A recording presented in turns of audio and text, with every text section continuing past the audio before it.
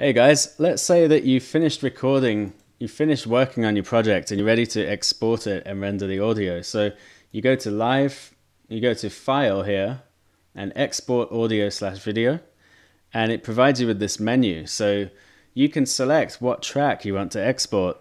Usually if you've finished a song and you want to export the entire thing, you'd leave it at Master, or you can export all individual tracks, or you can select only the tracks that you want to export, or you can select one of the tracks that is present in your project. So this can be useful if you want to export stems and then send those to a mastering engineer to do stem mastering, where he'd work with each of the stems or groups of tracks or individual tracks individually.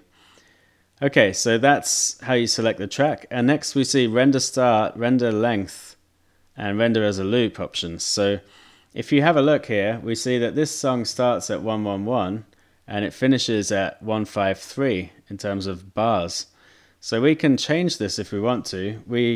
Usually you want to export from the start to the finish of your track, but there may be occasions when you just want to export one bar of music, maybe from bar 5 to bar 7. So you just change things there. However, I will change those back to where they were previously. You can choose to render this as a loop. By default, it will be off, and it's probably best to leave it off so you don't want your music to loop over and over. Next, you'll see that we have audio settings here. So you can select the file type that you want to export. There's WAV or AIFF. AIFF as a technology is on its way out, so it's usually best to go with WAV, and it's more the international standard for high quality audio renderings. Next, you'll see the sample rate. So exporting at a higher sample rate will give a much higher quality rendering. However, it may be very, very difficult for you to really notice the difference. So CDs are always exported at a sample rate of 44.1 kilohertz with a bit depth of 16 bits. However, you may want to export at 96 if you're very particular about the quality of your audio. I recommend you to export the same file at both of those, 44.1 and at 96, and see if you notice a difference. You can even try higher values. It will make your file size much bigger though. Next we have bit depth, so 16, 24 and 32. 32 being the highest quality, of course. And then we have dither options. So it says no dither here, and we can change that if we want to add dither to it. We can't change it at the moment because we're at 32-bit. And if we go into 24-bit or 16-bit, we can choose dithering options. So let me just talk to you about what dithering means. Basically, if you apply dither to a file as it is rendered out, then that's going to apply a small amount of low-level noise to your sound. And that is useful because it reduces artifacts when reducing the bit depth. But if you're working at 32-bit, if you export at 32-bit, then there is no need to apply any dither. However, if you do decide to export at the CD quality standard of 44.1 kilohertz sample rate and then a bit depth of 16 bits, then you have the option to select rectangular dither, triangular dither, and then power 1, power 2, and power 3, which are increasing levels of noise. These power 1, 2, and 3 options are not available in Live Lite or the demo version, but in Standard and Suite they will be there. So which option do you choose? Well, the safest option to choose if you're going to be doing more processing after rendering out is triangular. And this is the least amount of noise or dithering that will be applied. And so this is a good idea if you're then going to process your track further or use it within Live again. Okay, and remember that you should only apply dithering once to an audio rendering. Also, you should never use the power 1, 2, and 3 options if you're going to be sending this on to a mastering engineer or doing mastering on it yourself, because the level of noise is too much there.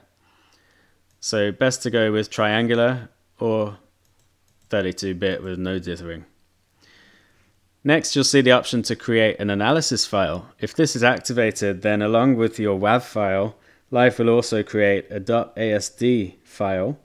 And ASD files are only needed if you plan to use this sample in Live again. And it will contain information telling Live how to play the sample back and any warping settings that were applied to it. And this is useful for longer file types where Live would need to do some calculations and think about how to import a larger file. So you use this if you want to import to Live again. Next we have normalize. So with normalize activated, the loudest peak in your entire file is going to be set to a level of 0 dB.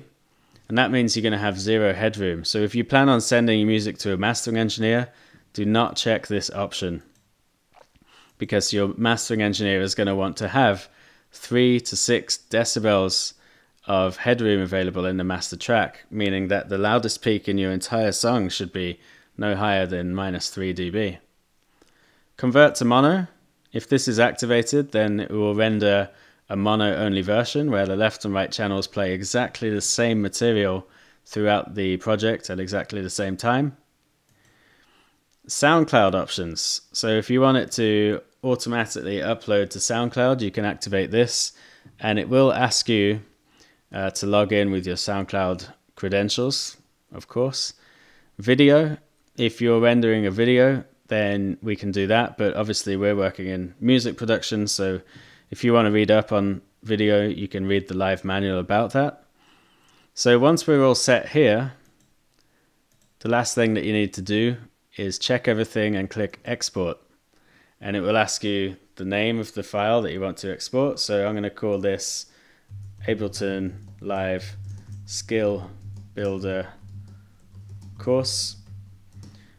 And then all we need to do is choose where we want it to save to. The desktop is fine. Click save.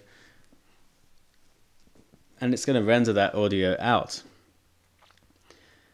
It's 18% of the way there, 20% of the way there now. If you are working with external hard synths, then it's going to have to render out in real time. And so it's going to take longer to render out the sound. And you just need to be more patient. It will also check and count for 10 seconds to make sure that your external synth is at silence before it starts recording. So that's very useful. So that's everything that I want to tell you about exporting audio.